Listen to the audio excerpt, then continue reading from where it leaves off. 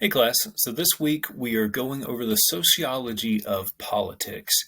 And I thought instead of just going over some of the basics that we generally see in the things online and staying away from modern politics, American politics of Republican Democrats or Elizabeth II is our true and rightful sovereign or anything like that, that I would just go over some of the theories of politics that we have seen throughout the ages. And probably one of the most influential political theories for the last 2,500 years or so would be Plato's Republic. And so I'll go over kind of the degradation of politics that he talks about, and then I will end off talking about Aristotle, who was Plato's student. So there are five regimes according to Plato. And the way this starts for him is the very first is aristocracy. So aristocracy is this government that is for the educated, by the educated. Everyone is educated, enlightened. The rulers are these enlightened philosopher kings, which we've never had ever. So this is all theoretical, but this has informed our political processes in the last few thousand years here in the West. So enlightened rule, educated, virtuous people. That's really what Plato's going after here. So it's the rule for the good of the state. So you don't have these people who become rulers to gain power for themselves or anything like that. What they are trying to do is they're trying to make people virtuous or create an environment really to help people to be virtuous. That's really what politics is about for Plato. So there's no personal wealth. In fact, his philosopher kings, his golden people, as he calls them, are forbidden possessions at all. So they're not doing it for their own personal gain. They're doing it for the benefit of everyone. So, huzzah, great. This has never existed, but he thinks this would be the ideal way that we could organize ourselves. But what always happens, according to Plato, is if this were to happen, it would degenerate. And we often see governments degenerate into different forms. And so this is what he thinks happens. So aristocracy, it's this better, more enlightened, educated form of government. So maybe we can just use that term there, just educated, well-meaning government that functions well. Well, that eventually is going to devolve into timocracy. So timocracy it shares some of the same things as the aristocracy and also some things of oligarchy, which we'll see next. And so what they do is they start to crave power. They start to crave that wealth for themselves. So they are more concerned with the creation of wealth. They're concerned with their own power, with honor and military conquest. So we can see this in the sense that Plato lived in city-states. So there was Athens where he lived, and they controlled maybe the farmland around it, and that's it. And then the next city-state down the road was its own entity with its own government and everything. There wasn't countries in that sense for Plato. So maybe there's conflict with the next city, and so we see the military leaders. They start gaining power. They gain honor for their victories and things like that. And so they say, "Hey, this is good stuff. I'm gonna keep up with this." So they become more hedonistic. They start pursuing pleasure instead of virtue. And so what happens there is the government turns from being a government that focuses on virtue, it focuses on the gaining of wealth and the gaining of honor through military conquest and things like that.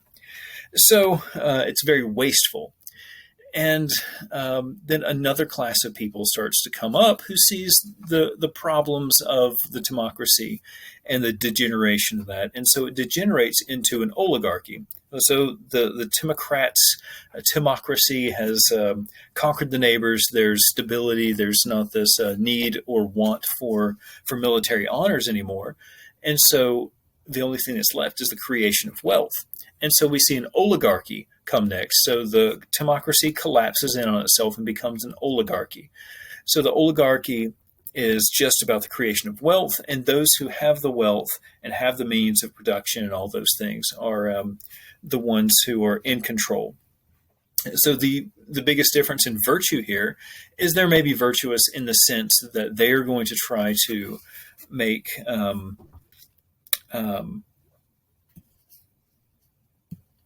they are going to try and make wealth, and they're going to be frugal in that respect.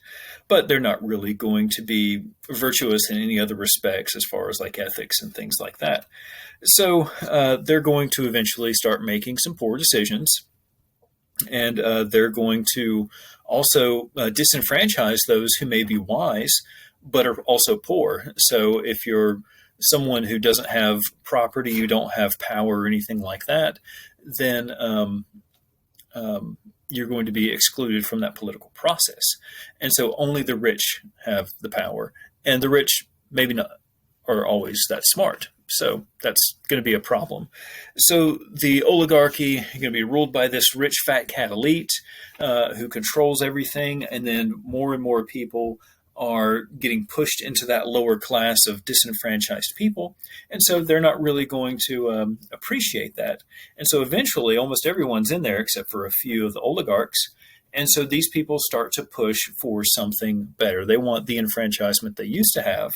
And so what they do is they push for democracy. So get this, this is interesting here from our own political perspective in a constitutional republic with democratic participation.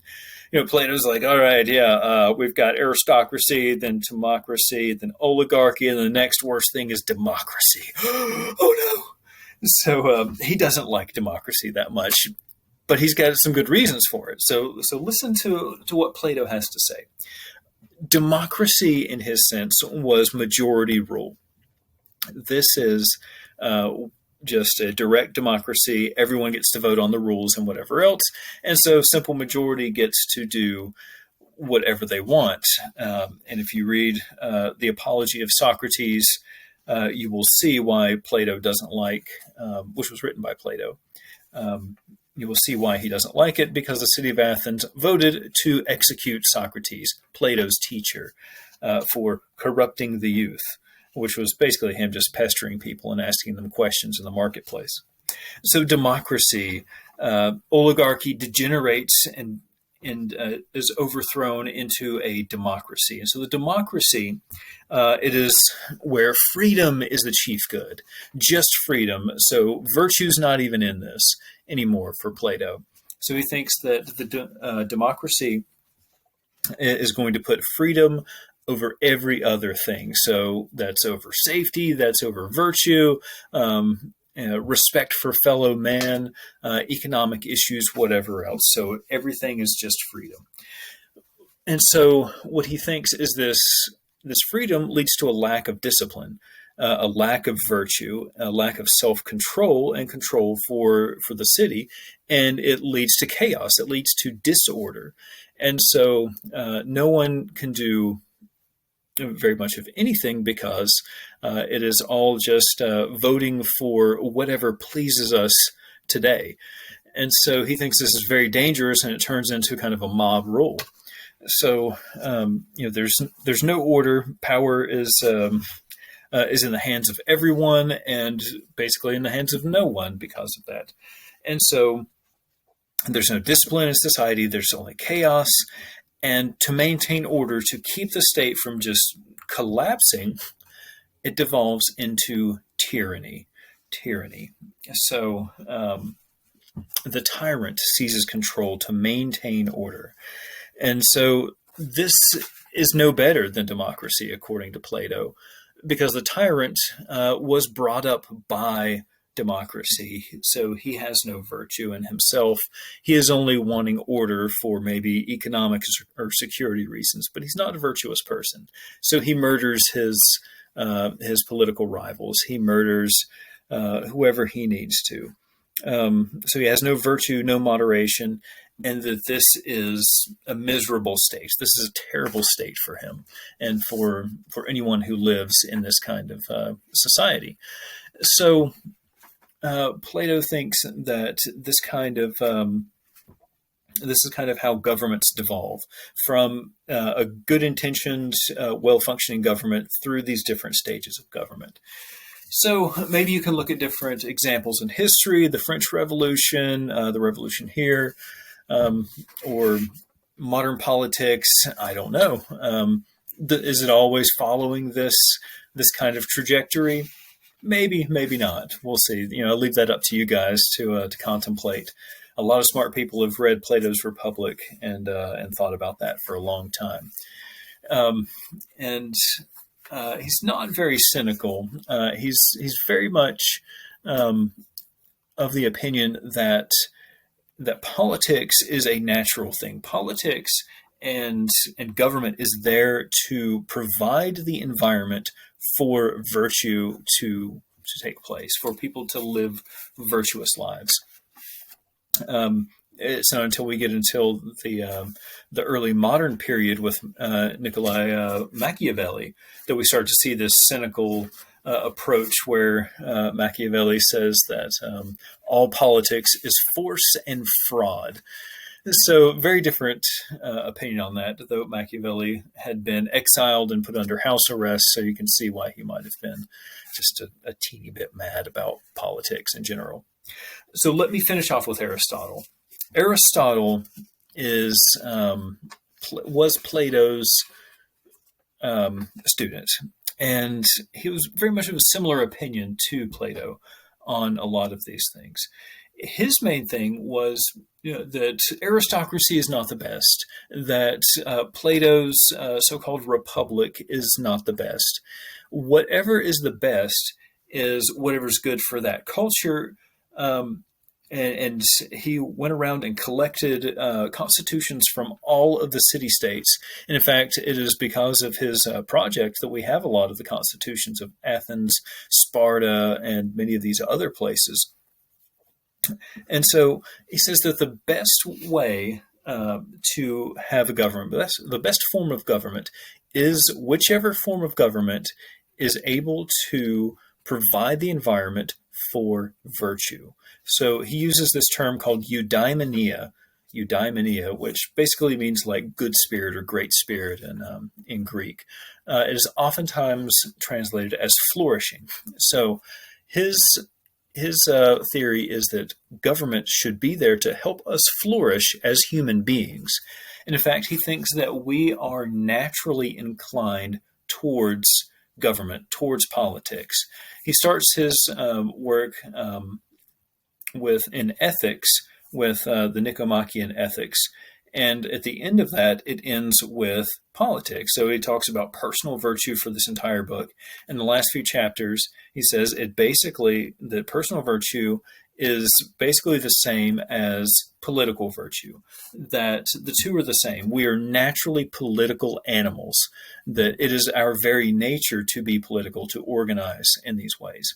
And so the reason we do that is to live a better life, to have a virtuous and flourishing life. Eudaimonia, there's that term again. So is democracy the best? He probably wouldn't say so. I don't really know. Would a republic like ours be the best? I don't know, maybe. Aristotle, his question would be, well, does it fit your culture? And does it fit the ability to create virtue in its citizens? Are people living flourishing lives? And that doesn't mean having the nicest things all the time or like economic prosperity. What that means is, are we living good, virtuous lives free of vice, free of things that are self-extinguishing behaviors? So, and are self-extinguishing behaviors discouraged by your government, things like that. And of course, again, this is small scale. This is fairly local. This is city-states. This isn't giant empires or states like ours or anything like that. So my question for you guys is, should the government be involved in promoting virtue? Are Aristotle and Plato right? Or is Machiavelli right that all politics is force and fraud? Are our founding fathers onto something with government should just be here for protecting our rights and keeping us from foreign invasion, or whatever else? There's lots of different aspects to politics and the sociology of politics, which is why and how do we come together? So think about our Western tradition and the American tradition specifically.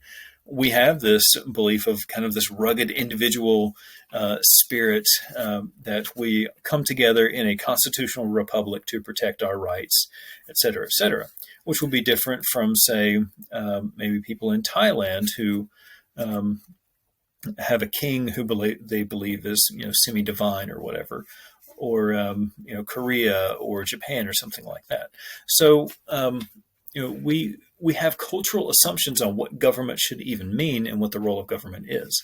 So our goal for this week is to really focus in on what that means for us and what that could mean for other cultures. And is this the best?